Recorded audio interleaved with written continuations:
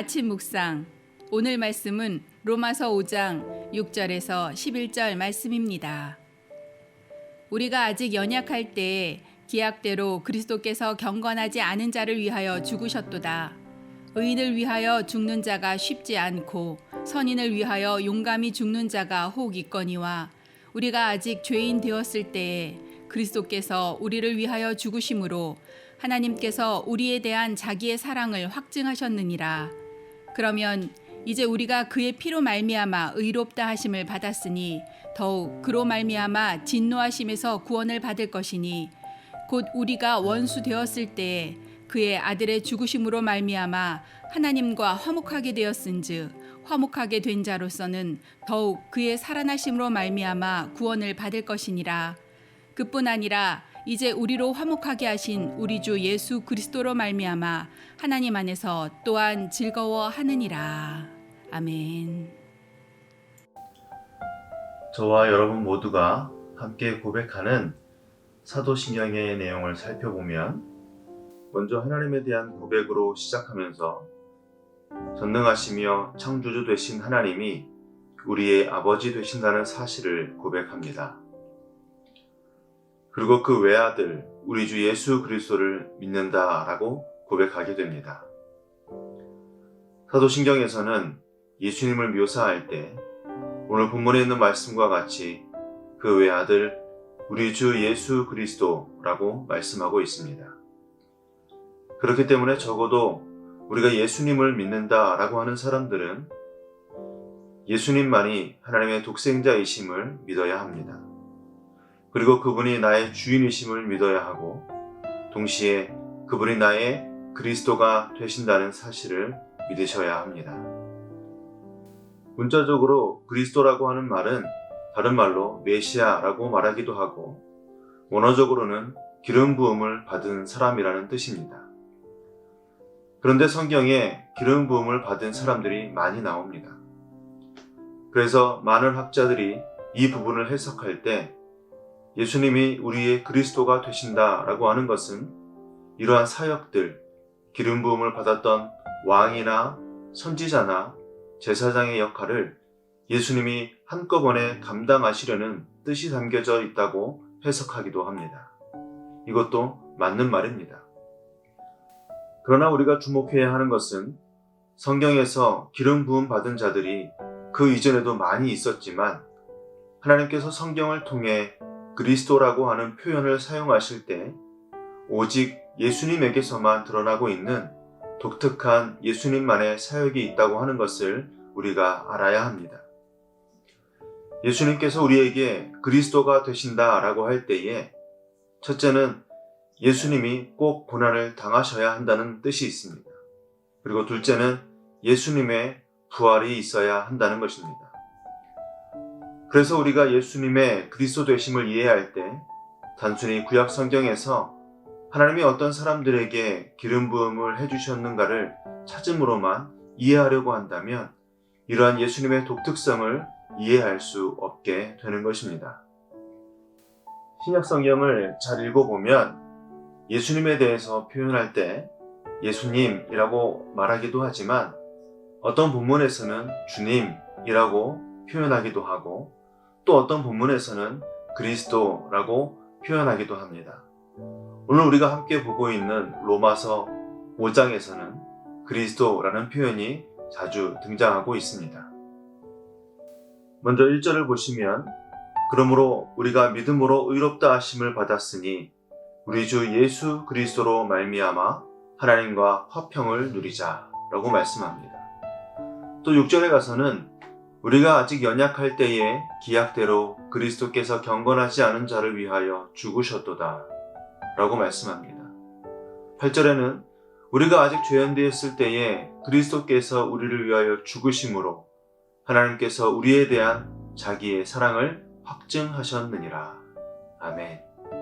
우리 주님께서 죽으심으로 또는 예수님께서 죽으심으로 라고 표현하지 않고 그리스도가 죽으셨다는 표현을 쓰고 있습니다. 그리고 이제 10절에 가서 보시면 이제 그 그리스도가 누구인지 명확하게 다시 말씀하고 있습니다. 곧 우리가 원수 되었을 때에 그의 아들의 죽으심으로 말미암아 하나님과 화목하게 되었은즉 화목하게 된 자로서는 더욱 그의 살아나심으로 말미암아 구원을 받을 것이니라. 그리고 11절에서 이렇게 정리합니다. 그뿐만 아니라 이제 우리로 화목하게 하신 우리 주 예수 그리스도로 말미암아 하나님 안에서 또한 즐거워하느니라. 조금 쉽게 정리해드리면 성경에서 예수님에 관하여 표현할 때 성도와 성도와의 관계 또는 교회가 어떤 모습이어야 하는지에 대한 모습을 다룰 때는 예수님이 우리의 주님이라는 사실을 강조합니다. 그런데 오늘 로마서 5장에서는 우리가 하나님과 어떻게 해야 화목할 수 있는가, 즉 구원의 문제를 다루고 있다는 것입니다.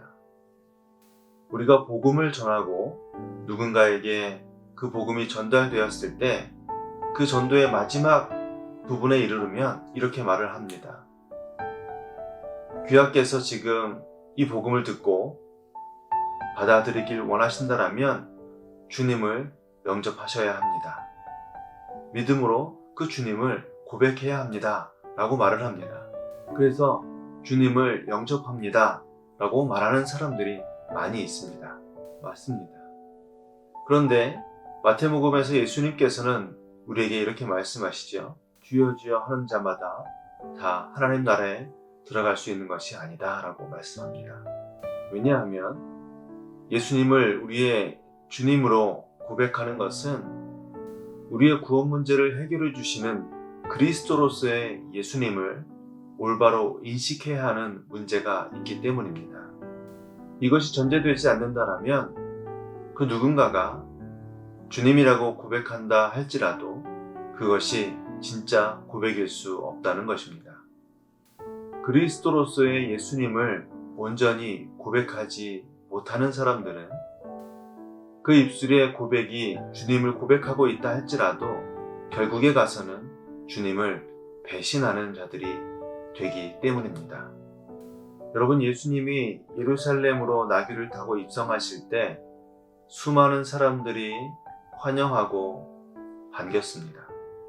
그들이 예수님을 환영했던 이유는 무엇이었습니까?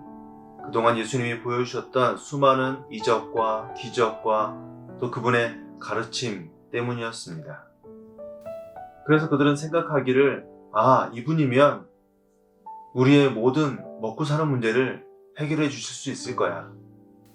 이분은 모든 병을 다 고칠 수 있으니까 이제 병원 같은 건 필요도 없을 거야. 이 정도 능력이면 로마를 무너뜨리고 새로운 나라를 세우는 것은 일도 아닐 거야 라고 생각했던 것입니다. 그래서 그들은 지금 다 예수님을 환영하고 예수님을 따를 것처럼 말하고 있습니다.